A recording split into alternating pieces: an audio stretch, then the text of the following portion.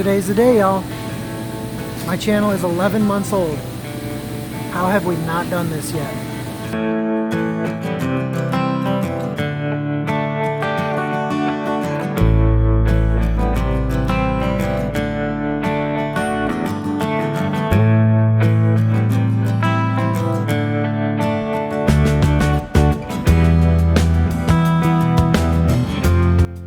What in the world is a Minnesota-style brisket? It's time to kick the tires and light the fires, boys and girls. And on today's video, we're going to be talking about how to smoke brisket on an offset cooker. But in addition to that, we're going to give it a little twist. A fun throwdown. Minnesota-style brisket versus Texas brisket. Let's see who comes out on top. For our Minnesota brisket, we're using all Minnesota rubs and sauces. I've had a batch of rubs given to me by a local barbecue rub company right here in Maple Grove, Minnesota, and I've had a batch of sauces given to me also by a local Minnesota company that makes awesome barbecue sauce from what I've heard. I have not actually tried it yet. I bought a bottle for myself back in November, and that somehow ended up in my father-in-law's Christmas gift. So I am actually going to be trying these for the first time today. They got 4 different kinds. Let me show you what they are. Alright, you've seen me use these rubs before in some meat videos, especially when I'm doing beef, but I'm featuring them in today's video. So let me give you a little bit of reminder. The Bootleg Spice Company makes 5 different kinds of rubs and spices. I'm going to be using 3 of those today on one of our briskets. I'm not going to use all 5 rubs, that's a little bit ridiculous, but I do normally use 3 layers of rub on beef anyways, so I'm going to use, for all 3 of my beef layers today, I'm going to use one of their spices. Normally my first layer on beef is a very fine layer, so for that I'm going to be using their Speakeasy seasoned salt, which sounds awesome. They recommend using it just like you would regular table salt. It should be awesome on French fries as well. We'll have to test that out in the future.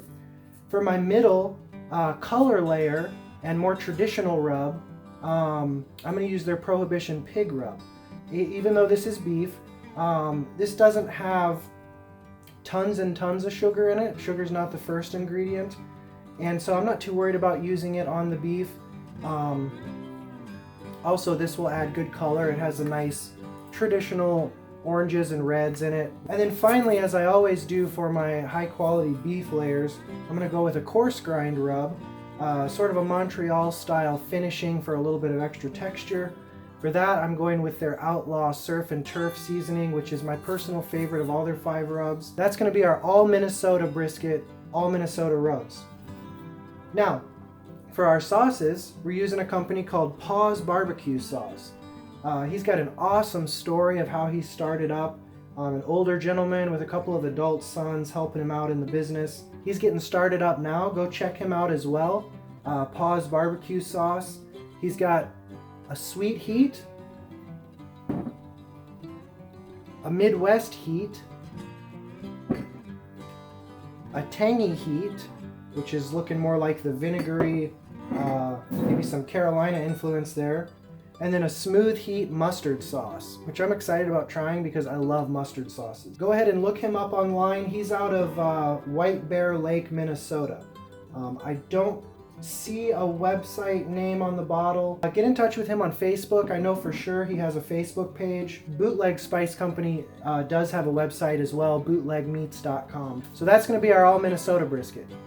Now, for the Texas brisket, a few weeks ago I got a package in the mail from texasfoods.com, and I did an unboxing video then that you still haven't seen yet. So I'm going to incorporate that now. I'll pick out a few of those in a minute. I'll show you what we're going to use after I've introduced you to the whole lineup of what they sent me.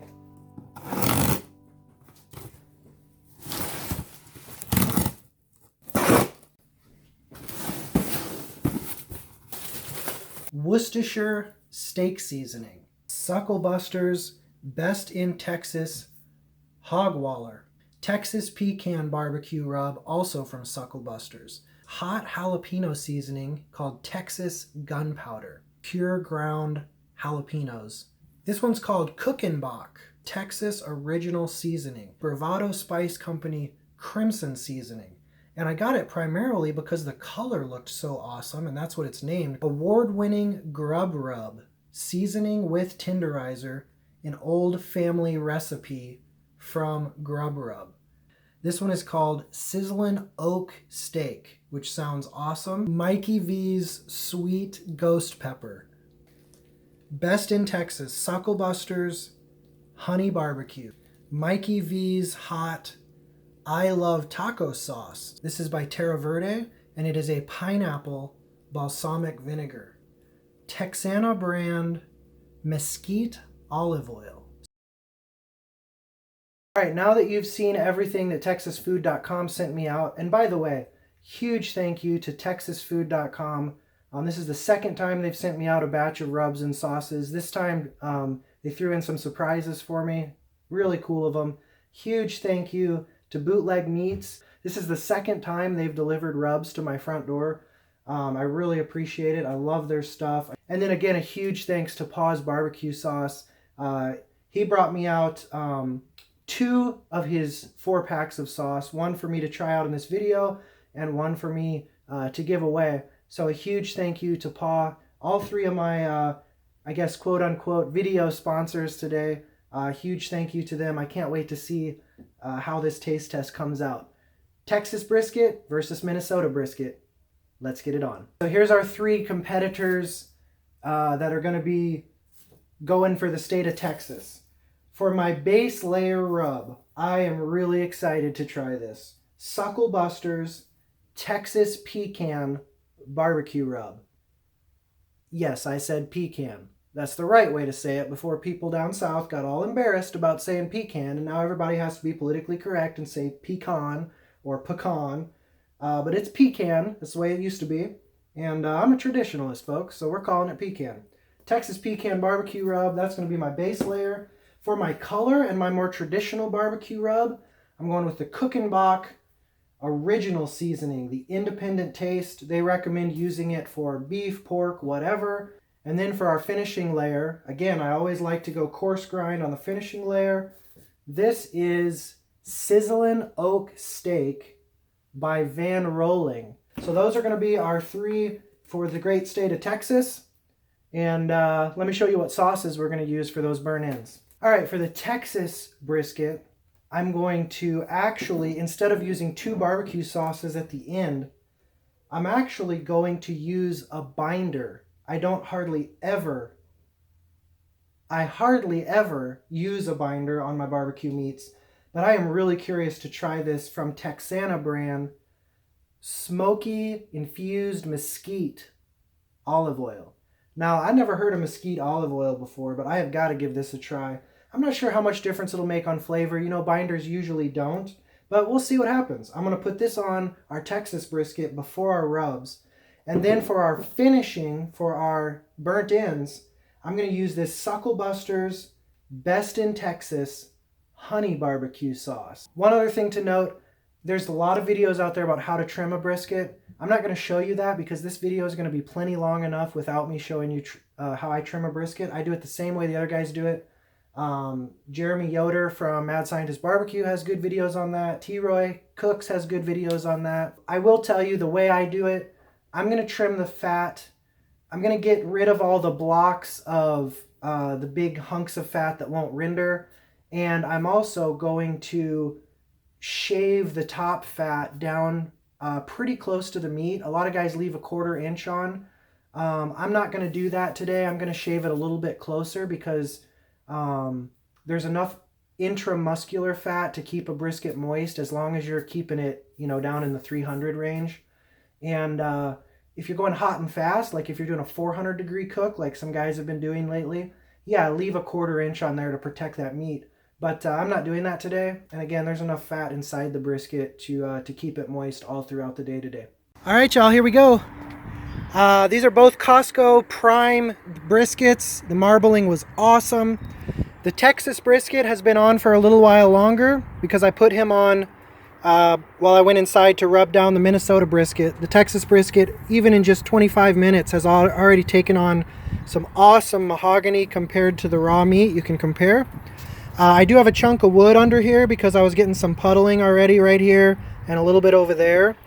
So I'm hoping that this one wood chunk will disperse both spots, but if this continues to be a problem here, I'll have to adjust. If you got puddling on your brisket, that'll mess up your bark, and you want to get a wood chunk. Make sure you use a clean wood chunk. Tap it off hard on your concrete so it gets all the dust off of it or any splinters. You want a nice, clean, smooth wood chunk to put underneath there and prop it up. I have the points oriented away from the firebox, and that's because on this smoker, the hot air comes up from the firebox, around the baffle, across, down. Most of it exits out the smokestack, but a little bit of that swirls back convection style over and over and over again. And so actually the hottest air is going to hit these briskets from this direction right here and flow across them back to the pork butt. So I put the points over there, the flats here, so that that hot air hits the points first and flows across. Two quick notes. The chicken is bad color because I did not use a colored rub on them. All I used was an SPG. So they're not going to color up very nicely at all until we get some sauce on them later. But I wanted to try chicken with just an SPG and see how it turned out.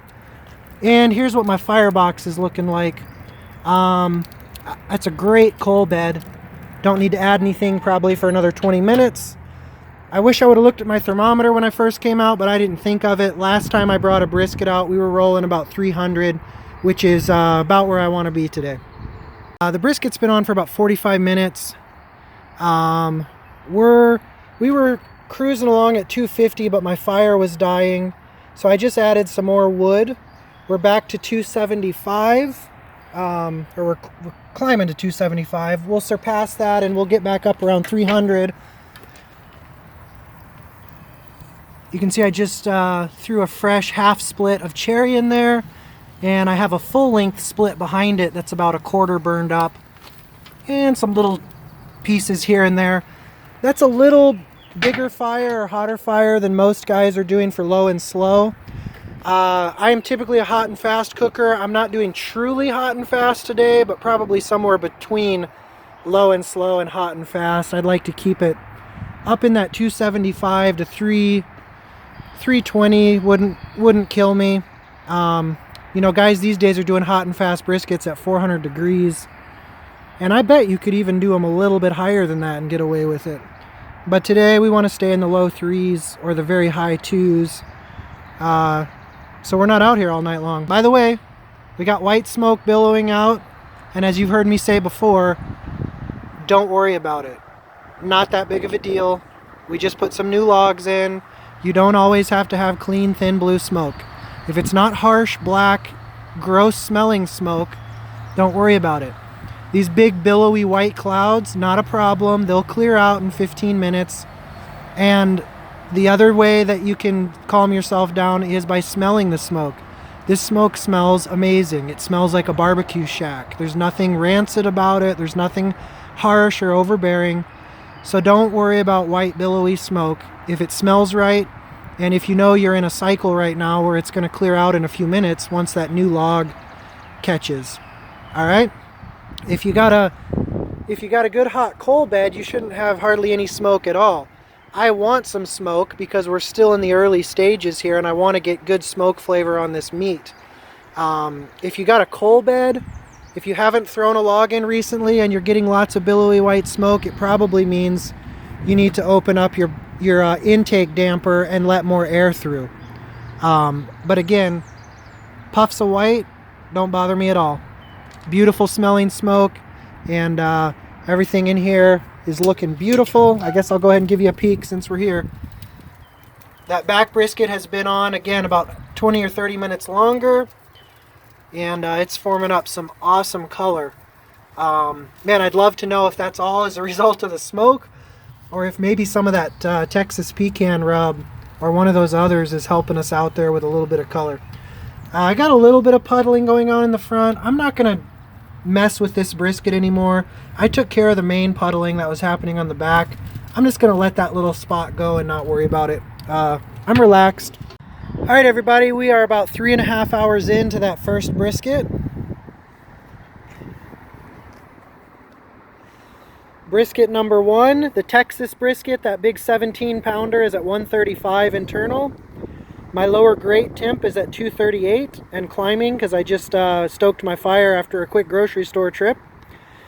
The Minnesota brisket, the smaller one, just over 12 pounds, is at 142.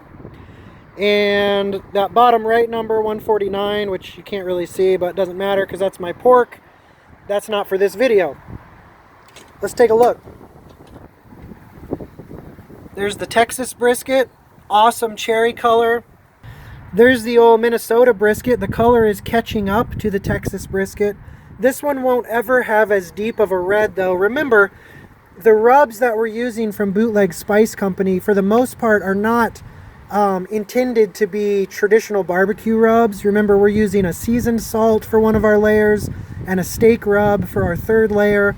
Only that middle pig layer was a true barbecue rub. Here's my fire where we're at currently. 3 old half splits almost burned out in there. And I just threw this full 16-inch split in a few minutes ago. Typically, in a perfect world, you would want your briskets to rest for a minimum of 2 hours after they're done cooking. And my ideal number is 4 hours. You can go longer than that, but 4 hours for me is perfect. One thing you want to be aware of with offset smoking, especially if you're doing a large piece of meat like a pork butt or a brisket that's going to take a long time.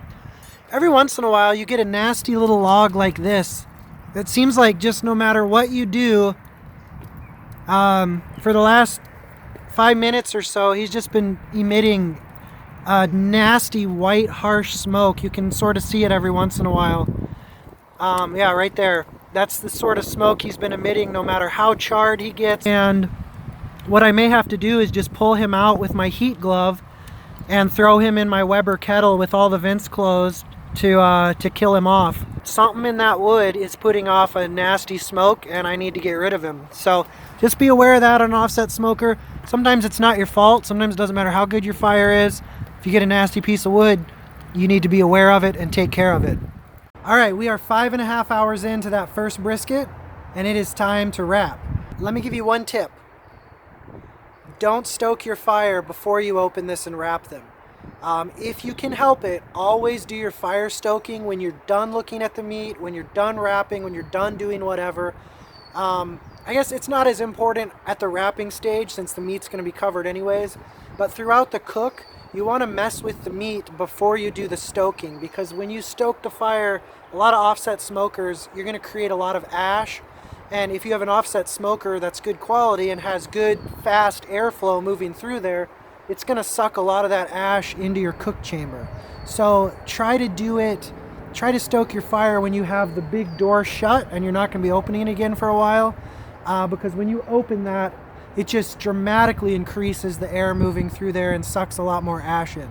All right, for sake of time, I'm only going to show you me doing one of these because I'm going to do the exact same thing to both of them. We're going to treat them the same for fairness.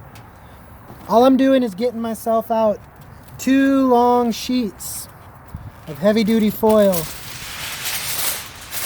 What I am using today is my special super secret concoction.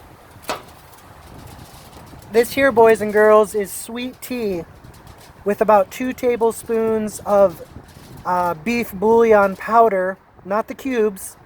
Those are too hard to dissolve, but the actual powder.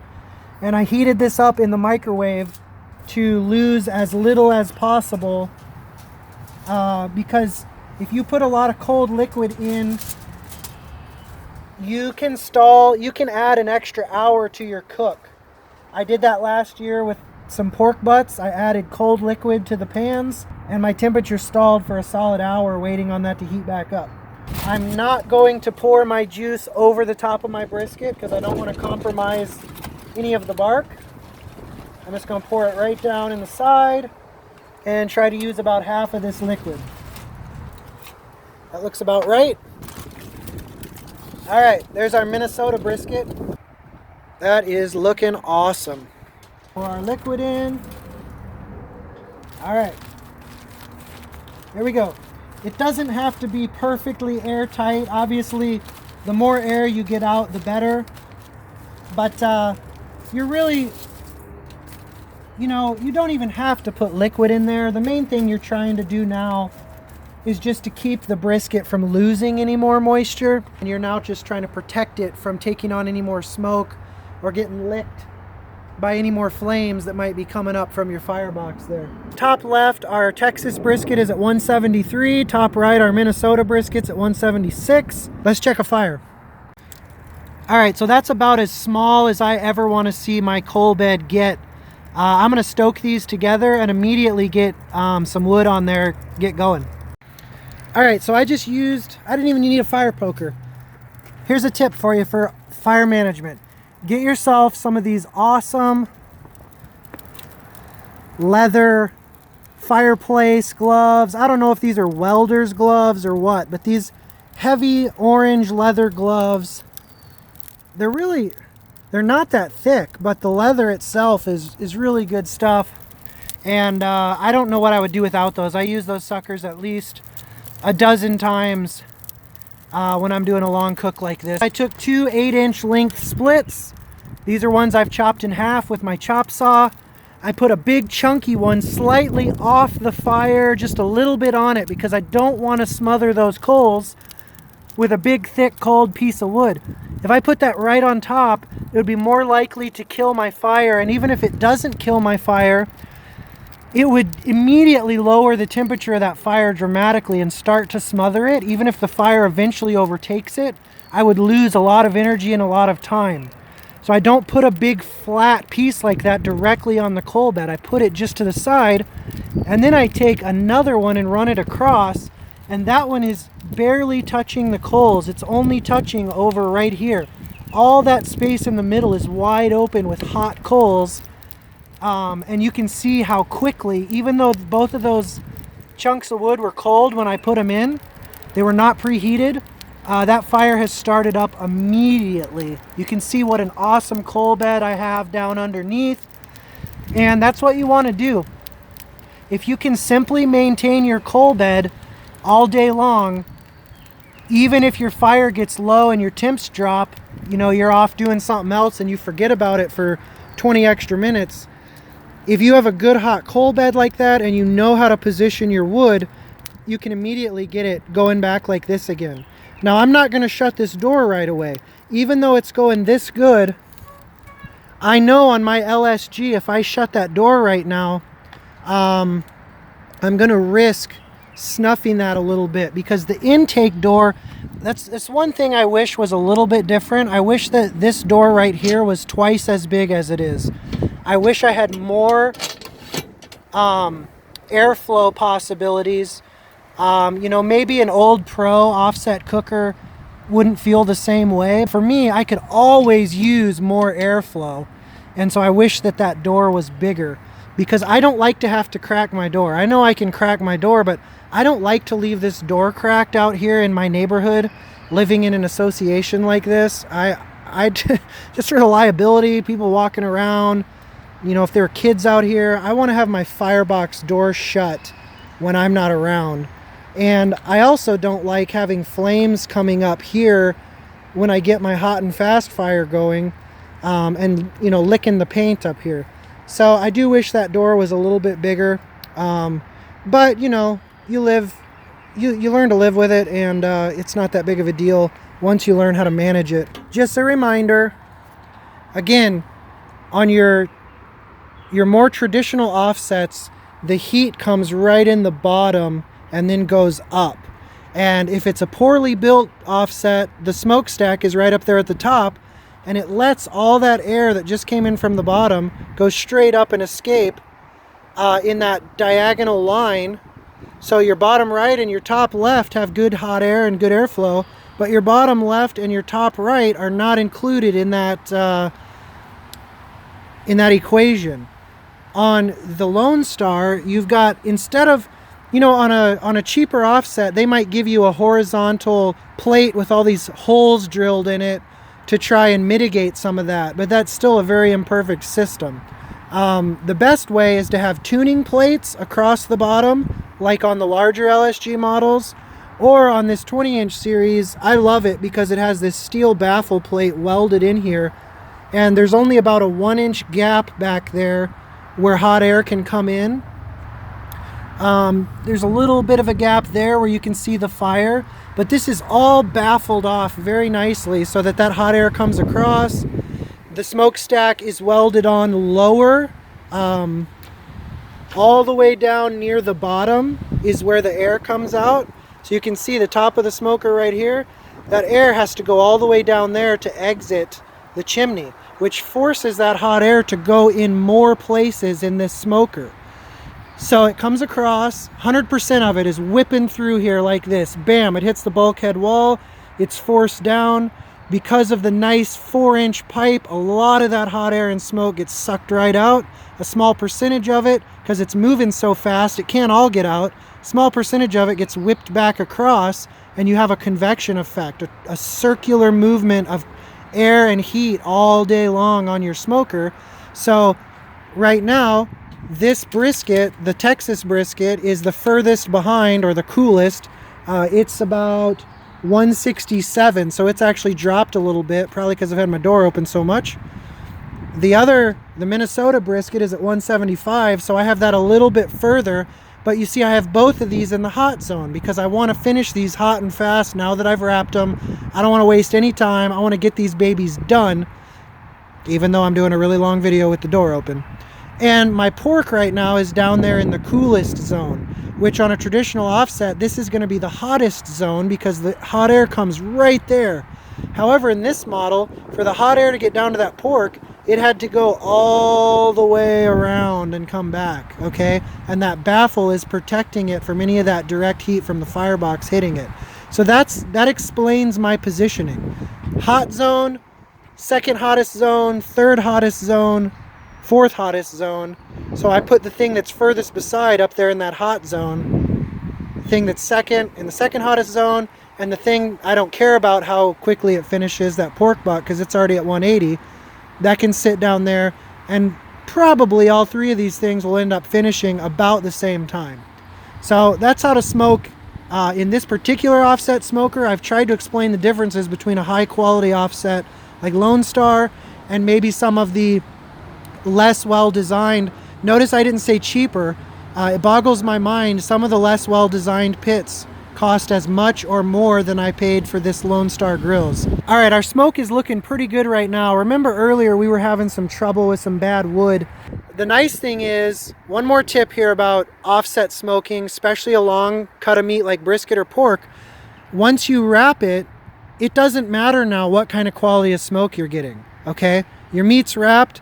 I wasn't using that oak anymore for the rest of this cook. I was using my cherry up until now.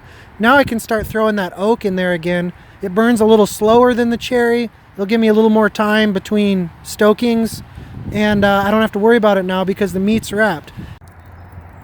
All right, I'm tired of messing around. I got 5 splits in here. I'm trying to get this pit up to 350 degrees internal. This meat has stalled out on me a little bit, and I want to be done. So we're going to try and get this pit rip-roaring here in the next few minutes. Now we're cooking with propane, boys and girls. Except we're not cooking with propane. About 15 minutes, we're already up to 320 on the bottom rack, which means 335 in the middle, and probably 350 to 360 on that top rack where our briskets are. And just like that, folks, we're at 185 on every single piece of meat. Check out the size fire it takes to get there. It's a pretty good size fire for this size offset smoker. All right, y'all. It's telling me that our Texas brisket reached 203 degrees internal. But in addition, obviously, to checking the temperature, the main thing that we're checking for is not temperature, it's tenderness. And this guy's probing pretty tender. Wow. I think I'm still gonna wrap it up and leave it on for 10 more minutes. There's a couple of spots that aren't quite as tender as the rest. But overall, this baby is feeling amazing. And I am absolutely shocked how fast we got a full-sized 17-pound brisket done today. We still have daylight. Somehow we got that brisket done in 6 hours and 45 minutes. Our Minnesota brisket, the smaller one, is actually taking a little bit longer. And while he finishes, I'm gonna pull this pork out and put him right up in the hot zone because I'm getting tired. This is amazing how quickly we're done. I didn't do a hot fast smoke today. A lot of the time I was actually cooler than I wanted to be, down in the 250 range. I didn't show you a lot of that just because, again, this video is already so long. But most of the day I was in the 250 range. This particular brisket, just both of them went really fast. It's not even supper time here yet. I would have planned on these for supper if I'd have known they were going to be done that fast. When you start a brisket at 10:30 in the morning, you do not expect to be eating that thing for supper the same night, unless you're doing just a point or just a flat and you're going hot and fast and wrapped. But man, this even without wrapped, even getting them to 170 happened really fast for us today. And that last 30 degrees took less than an hour. That was awesome. All right, hopefully there's enough daylight there for y'all to see. Oh, butter. Butter, butter.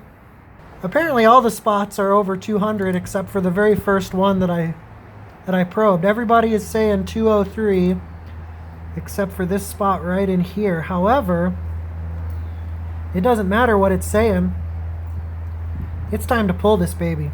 That is as tender as all get out. I actually don't want it to get any more tender, because if I'm going to put this back on the burnt inside for 30 to 60 more minutes in a little while, I don't want these totally falling apart. There it is, folks. It's a beauty. I'm going to rest these for an hour or two, make some burn ins, and then I'll come back and we'll do a taste test. All right, everybody.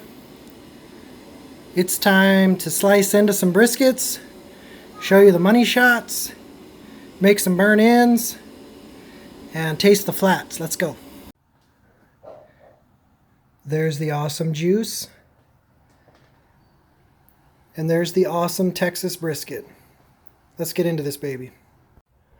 All right, normally I would do things my way, but since I'm showing you a how-to video today of traditional offset smoking, I'm going to try and do things by the book. Normally I would have split this in half before I started cooking. I know that's heresy, but I like burn-ins so much that I like to just go ahead and separate the point from the get-go and treat it separately. It cooks at a different rate. I want to handle it differently. I like it as burn-ins, doing its own thing. And I also don't follow the fat line between the flat and the point. Like a lot of guys will go down and fillet between them.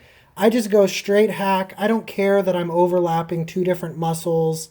You know, you got your flat on top and you got your point back here, and I'm essentially just cutting right down the middle. I don't care. To me, it's not that big of a deal. But since we're doing things the traditional way today, I'll do it a little more, kosher. Just separate it like most guys do. Another reason I don't do that very often is because I like more burnt ends, and when you do it that way, you usually get more slices off the flat and less burnt ends because the point is usually smaller overall. Look at that. Now this point is a little bit thin here because, again, I didn't chop it straight in half. I went with the fat line, so to speak, but that thing is smoked all the way through.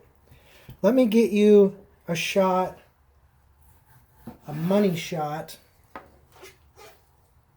as they call it. I'm drip right on my counter here. I'm trying not to drip on my counter, so going a little further away from you. Juicy, delicious looking. The point end, I will taste that in a minute. But for burn ends, we're just going to cube it up into 1-inch squares, approximately. So that's all I'm going to do. Now I'm going to throw these into our foil pan and get ready to make burn ends out of these. This is going in my mouth right now. That is incredible. That is delicious brisket. I don't know if I've ever done a prime before. That is tender as all get out, and juicy and beefy. As much rub as I put on there, it's not overpowering. It tastes like I put one rub on there. There's nothing competing. There's nothing clashing. It's a little bit sweet. I'm not sure if I'm getting hints of that pecan. I almost said pecan.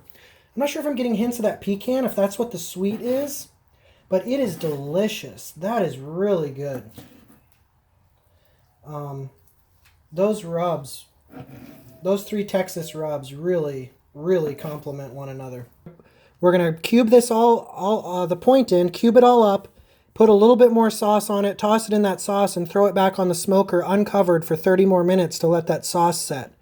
But let me get a slice of the flat for you. And the grain is very obviously running this way. I'm going to cut from this end. Let me just get this big barky piece right here. Look at that. You can tell the grain is different than it was in the point in. Awesome smoke ring. Now the flat here, this is going to be less juicy, less fatty, but still on a prime brisket. If you don't overcook it, you're going to have lots and lots of fat coming out of there, just like we do. Nice and shiny. You can tell my gloves are covered in grease. That there looks amazing. I'll taste that in a minute, but let me get a pencil thick slice right here so we can do the bend test. And that is a little bit thicker than a pencil slice.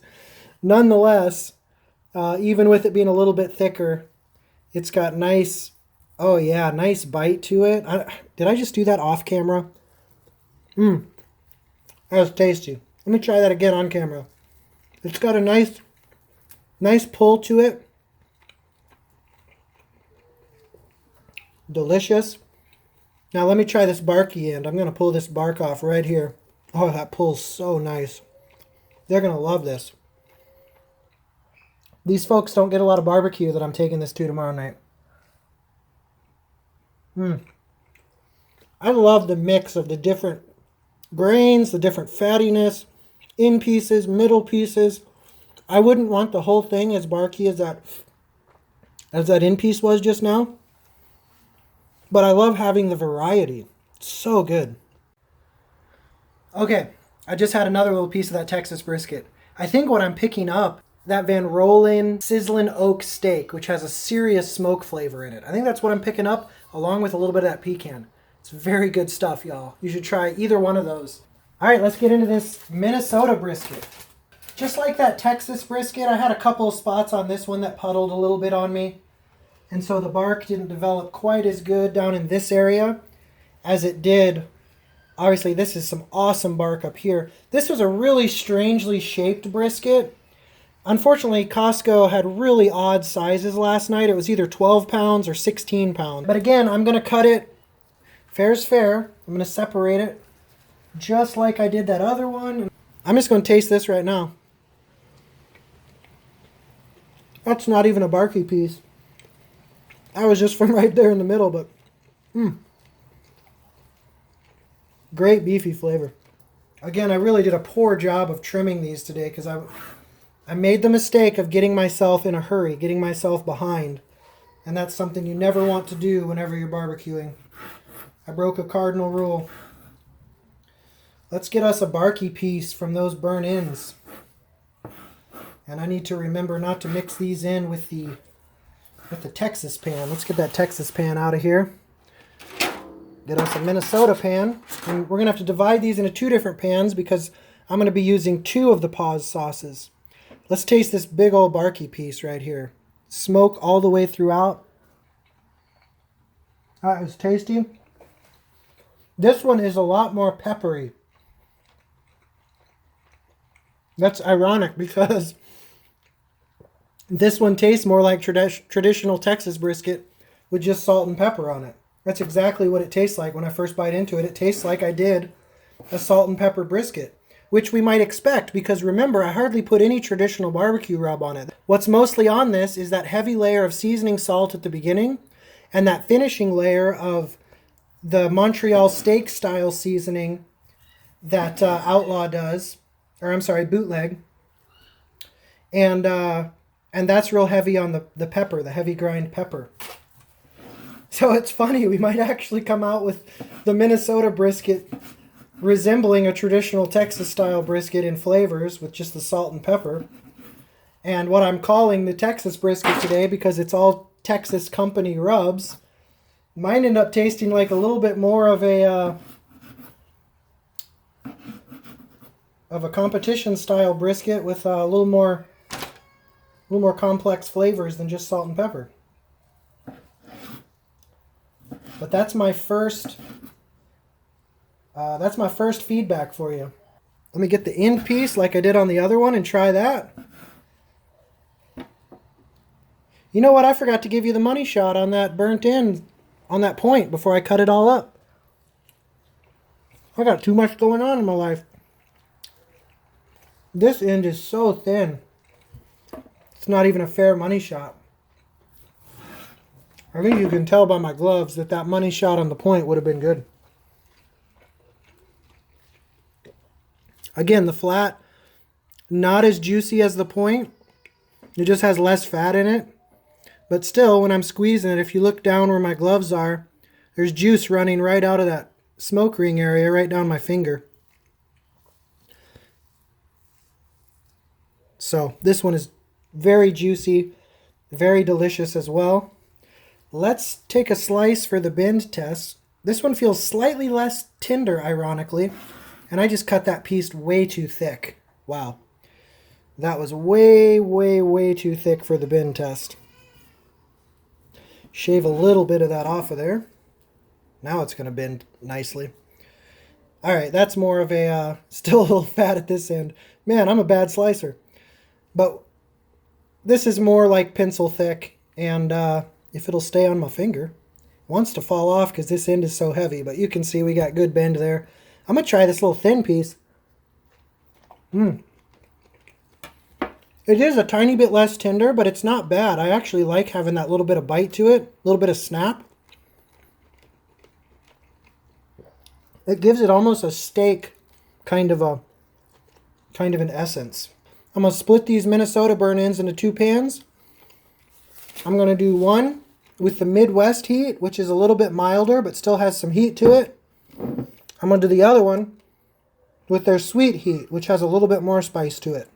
So we're going to do those two. They're going to go head-to-head against this Sucklebuster's Best in Texas. I'm going to go throw them on the smoker. See you in a minute. All right, we've done our rub test. Let's do our sauce test on these burn ends. Here are our 3 contestants. Midwest heat, the less spicy one, but still has a little bit of kick. Sweet heat, which has quite a bit more kick. And the Sucklebuster's Best in Texas honey sauce, which is pure sweet. Let's give these a whirl. 3 bites. I'll start with the Midwest heat, which is the less spicy of the Paws barbecue. Let's get a good one here. Rub it around in those juices and sauce. Not sure if it will focus on me or the meat, but I'm trying. Now remember, I mixed the juices back in there, so that's not straight barbecue sauce. And actually, I don't pick up the barbecue sauce directly because I mixed it in with those juices. It's just an overall flavor experience. It's very savory. There's no spice to it at all because I mixed it in with the juices there, and because it's, you know, doing things with all the other rubs and spices we put on there, so it's not hot at all. That's just a solid, beefy, like a beef broth almost, flavor on that brisket, on those burn ends. Juicy, tender, delicious. Let's see if this sweet heat, again, mixed with the juices. I'm not a big spicy guy, so I'm okay if this is a little on the not spicy side. Let me get a good barky piece here and swirl it around. You can see the bark on that side, smoke ring, juicy inside. That one I definitely get the barbecue sauce on. That one tastes like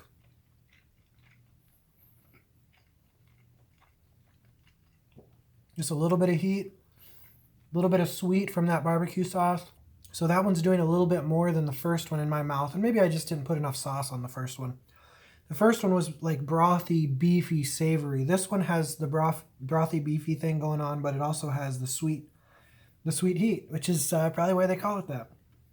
So it's got a little extra layer of complexity. Now, interestingly, I actually like the Midwest heat sauce better, and so does my family, because I prefer things a little bit less spicy.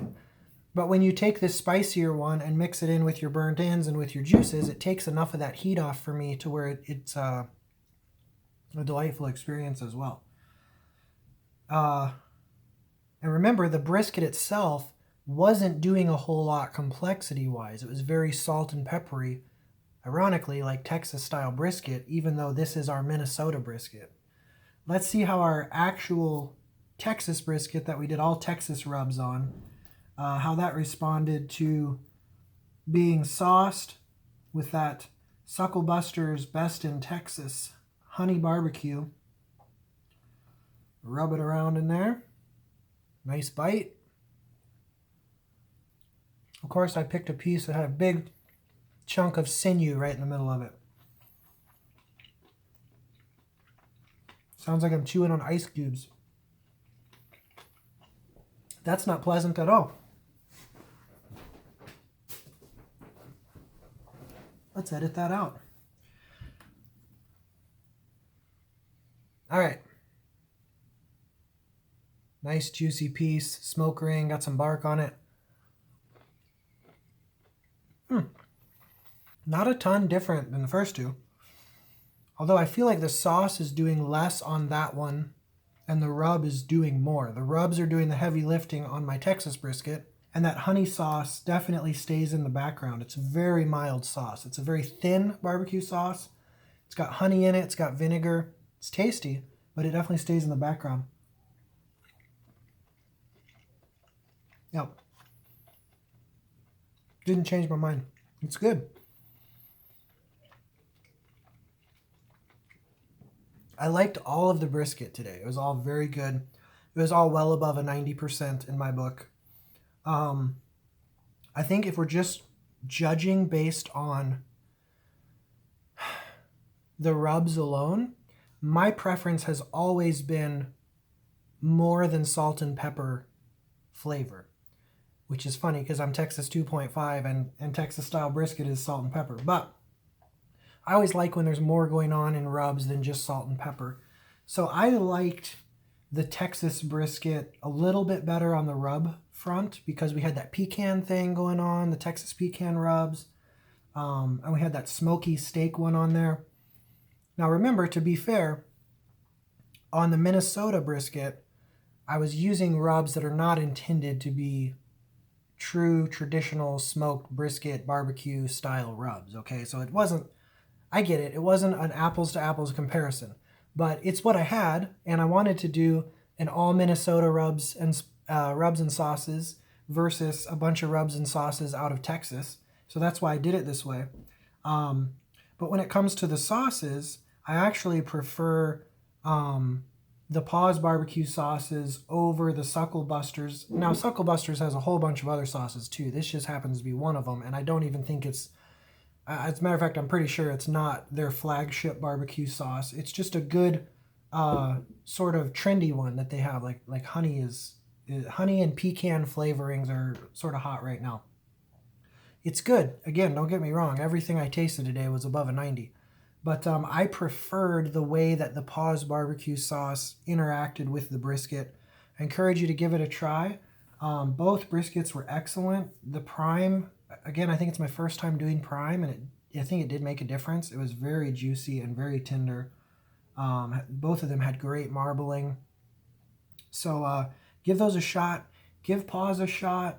Check out TexasFood.com. They have hundreds and hundreds of products from companies like Sucklebuster's and many others. Stuff you've never seen before, stuff I've never seen before, stuff I still have in that box that I need to try in future cooks. So stay tuned, watch for that. I'll definitely be doing more TexasFood.com stuff, reviews in future videos.